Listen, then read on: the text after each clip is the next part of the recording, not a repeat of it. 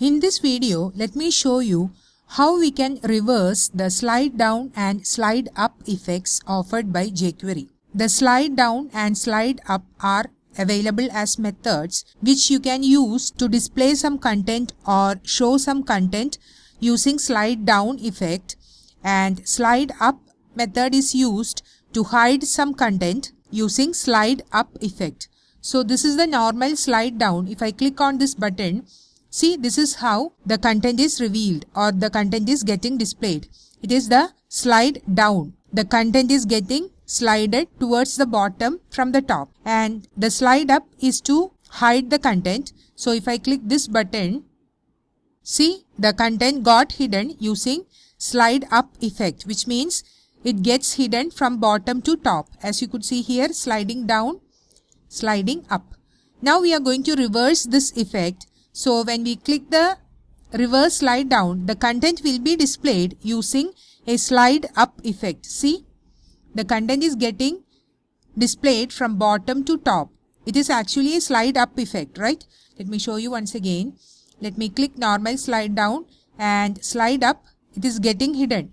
But here what we have done, if I click reverse slide down, the content is getting revealed using a slide up effect. And the reverse slide up means it will be hidden from here to here. See? So we are going to actually reverse the effects. That is, the slide down effect will be reversed. It will be actually displaying the content, but the effect will be actually a slide up effect. And the normal slide up will hide the content using slide up effect. But when we reverse it, it will hide the content using slide down effect, as you see here. So we are going to reverse the slide down and slide up effects in jQuery, and to implement that we are actually making use of CSS. So let's see how we can do that. To illustrate this, I have already saved a web page. Let me add the title first. Title, reverse slide down and slide up effects. Okay, and I have added reference to the latest jQuery file already. Next, what we need to do, we need to have the required content. So let me first have a main container div. So div ID with container, and within this I'm going to have two separate divs for the normal slide down and slide up and the reverse slide down and slide up. So let me have a div with ID normal. So inside this we will add two buttons for sliding down and sliding up, and also another div element to display the content. Then we again need to have div element for displaying the reverse slide up and slide down effects. So let me have the ID as reverse. Fine. Now within the first div, let me add the required elements. So first let me add a button with ID normal slide down and the text as normal slide down. You can just specify slide down, that's okay. I am specifying it as normal slide down. Then one more button with ID equals normal slide up, and also the text as normal slide up. So normal slide up. Then what else we need? We need to have the content which should be displayed and hidden. So let me have a div element with ID normal slide, and let me also have a class name so that we can have the same style for the div element in this section and also the one in this section. So let me have the class name as slide, and let me also add the content. So let the content be content is displayed using normal slide down effect. Okay, and let me just copy this for this section. We just have to make changes for the name of the ID or the content, right? So let me add it here.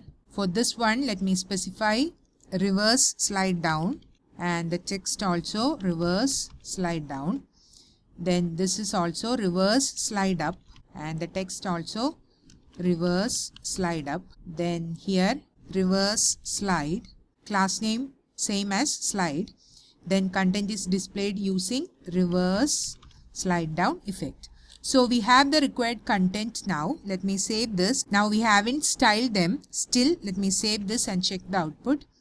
See, this is how they are being displayed. Normal slide down button, normal slide up button, and the content for that section, reverse slide down button, reverse slide up button, content for that section. Next we need to style these elements a bit. So let me style them. Let me add the style tag here. Okay. Then let me first start with the container div. So hash container, and for that let me first specify a width of say 1000 px, okay, height of 300 px, a margin of 100 px auto so that it will be centered, then a border of 2 px solid black. Next let me style the buttons. Okay, so let me specify button so that all the 4 buttons can have the same style, and let me first specify a border of 2 px solid black. Then I want to have rounded corners, so a border radius of 10 px. Then let me set a margin of 10 px to have some gap between the elements. Also a padding of 10 px to have some gap between the border and the content. Then let me increase the font size to be say 20 px. Then I don't want to have blue borders when I click on that, so let me specify outline to be none, and I want to have cursor type to be pointer so that a hand like cursor will be displayed on these buttons. Now let me save this and check the output. We are seeing buttons in larger size. So normal slide down, normal slide up, reverse slide down and reverse slide up. Now I want to display this section on the left hand side, that is these 2 buttons and the content on the left hand side, and these 2 buttons and the content on the right hand side. So what I can specify for this section, I can specify float to be left, and for this section I can specify float to be right. So let me do that.